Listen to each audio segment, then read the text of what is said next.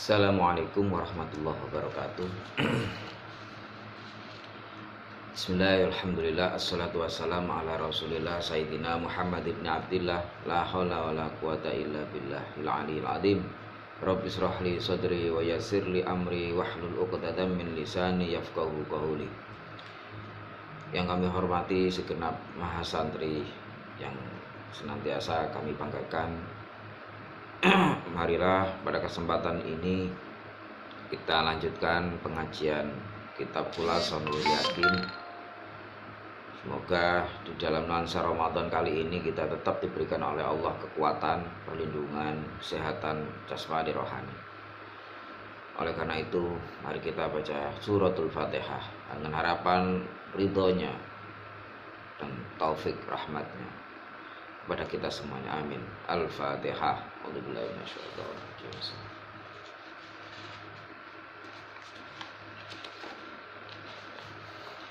Bismillahirrahmanirrahim. Silakan dibuka halaman bab tentang Ghazwatu Bani Quraidah. Bismillahirrahmanirrahim. Qala al-muallif rahimahu ta'ala wa nafa'ana bihi wa bi ulumihi wa amadana bi asrarihi wa a'ada alaina min barakatihi, amin ya rabbal alamin. Bismillahirrahmanirrahim. Ghazwatu Bani Quraidah, ai hada ghazwat Bani Quraidah, utawi iki iku nerangaken perang Bani Quraidah. 1. Bani Quraidah utawi Bani Quraidah iku kaumun kaum min Yahudil Madinati, kang tetep saking wong Yahudi Medina. Khonu kang padha nyidrani sapa kaum al-uhuda ing pira-pira perjanjian fi ghazwatil Khandaqi ing dalem perang Khandaq. Wadharulan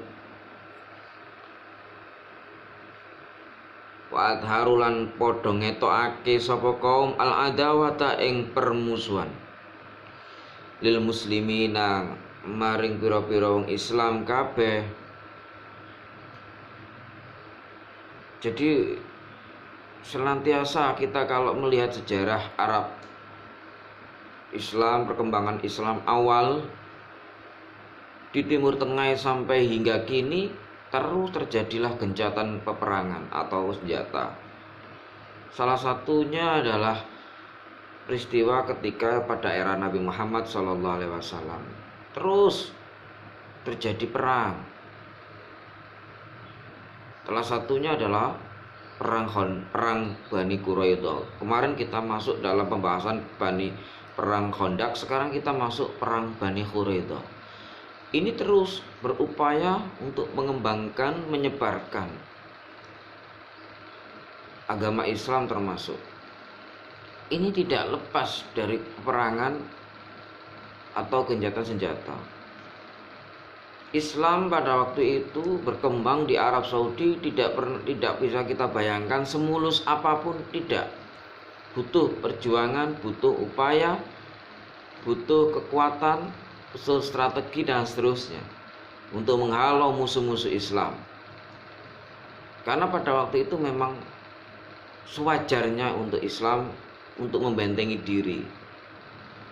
Maka tidak heran kalau di Arab, di Timur Tengah, mereka cara berdakwahnya adalah dengan cara perang,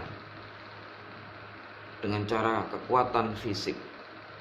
Berbeda dengan era-era sekarang ini, termasuk di Asia. Cara-cara mereka berdakwah, cara permusuhan, memusuhi agama satu dengan agama lain, tidak serta-merta mereka itu juga tidak dengan cara-cara kontak fisik atau melalui perang, tapi justru melalui opini-opini yang saat ini kita ketahui bersama. Lah, peristiwa Bani Quraidah ini, siapakah Bani Quraidah? Bani Quraidah itu adalah orang-orang kaum Yahudi yang di Medina. Ya, kaum Yahudi Madinah yang mereka ini menyidrai atau mengkhianati perjanjian ketika peristiwa perang Khandaq kemarin. Jadi mereka tidak memperdulikan perjanjian, mereka melanggar perjanjian dengan umat Islam ketika perang Khandaq kemarin, lalu kemudian berlanjutlah perang itu menjadi perang Bani Quraidah. Akhirnya terjadilah permusuhan itu. Falamma raja'a mengko semangsane balik sapa Rasulullah sallallahu alaihi wasallam min khazwatil Khandaqi saking perang Khandaq, amara mongko merintah sapa Allah, amara mongko merintah ing Nabi sapa Allah Gusti Allah bi muharabatihim, kelawan merangi Bani Quraidah, wa tathhir ardihi, lan bersihake bumine sapa Nabi, wa tathhiri lan bersihaken bumine Madinah minhum saking Bani Quraidah. Amaro mengko merintah ing Nabi sapa Allah Gusti Allah bi muharabatim kelawan merangi Bani Quraidah, wa tathhiri ardihim, wa tathhiri lan berseni ardihim ing bumine Madinah minhum saking Bani Quraidah. Maka ketika Rasulullah sallallahu alaihi wasallam kembali seusai perang Khandaq, kemudian beliau Rasulullah sallallahu alaihi wasallam ini diperintahkan oleh Allah untuk melanjutkan peperangan berikutnya, yakni perang Bani Quraidah, agar kaum-kaum Bani Quraidah ini dibersihkan dari negeri Madinah. Ya karena mereka ini mau mengotori orang-orang Islam. Mereka ini membenci umat Islam, sehingga ada satu wahyu yang turun kepada Rasulullah. Wahyunya adalah perintah untuk memeranginya, membersihkannya di bumi Madinah. Fakharaja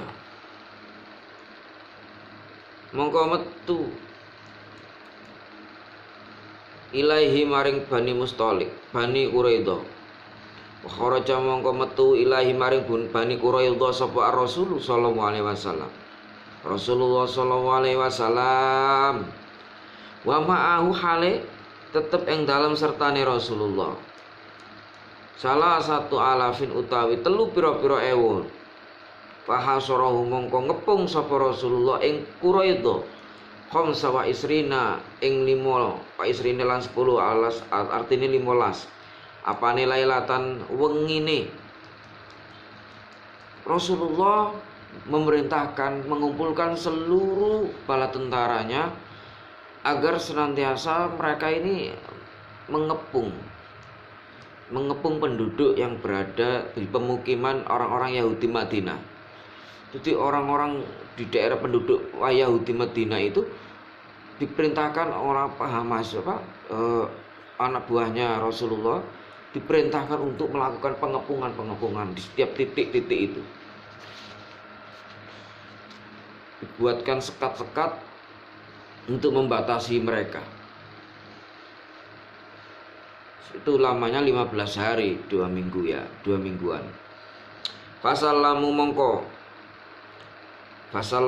padha nyerahake sapa Bani Quraidah ba'da ing dalam sakwise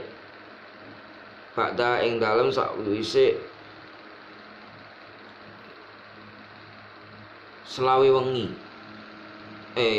Wa ba'dala ing dalam khamsa wa isrina lailatan.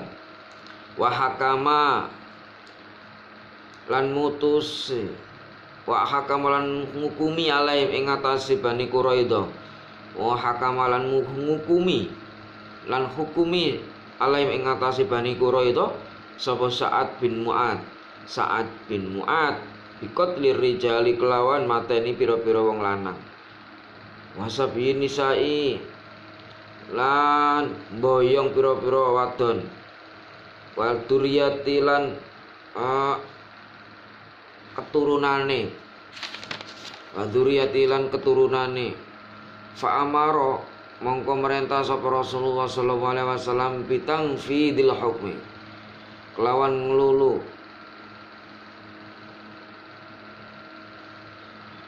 bitan fidi kelawan ngelulusno putusan atau menyelesaikan bitan fidi kelawan beresno putusan ngono lho. Fanufida mongko dilulusake, diberesake apa fihim ing dalam hukum. Watung fidalan mongko diberesake apa hukum fihim ing dalam Bani Quraidah. Wa hadza utawi iki hukum jazaun kang di walesi iku kulli khaini kedue saben-saben wong kang nyidrani hadirin kang nulayani. Ketika Rasulullah melakukan pengepungan terhadap daerah atau penduduk orang-orang Bani Quraidah, maka disitulah selama 25 hari pengepungan itu Sa'ad bin Mu'adz menyerahkan hukum itu kepada pengadilan atau melakukan gugatan. Ya, melakukan gugatan atau melakukan tindak pidana, mereka dilaporkan bahwa orang-orang kaum Bani Quraidah ini melakukan pengkhianatan terhadap perjanjian. Maka seluruhnya, keluarganya, istri-istrinya, anak-anaknya dievakuasi oleh umat Islam. Lalu kemudian Rasulullah SAW membereskan atau memutuskan hukum. Dengan putusan itu, kenapa kok mereka diberikan hukuman? Karena mereka adalah telah melanggar perjanjian yang awal dibuat. Maka disinilah semuanya orang-orang Bani Quraidah menyerahkan diri, dan mereka banyak yang masuk Islam melalui cara-cara seperti ini. As'ilatun Allahu a'lam bishawab. Saya kira cukup sini, kurang lebihnya mohon maaf. Assalamualaikum warahmatullahi wabarakatuh.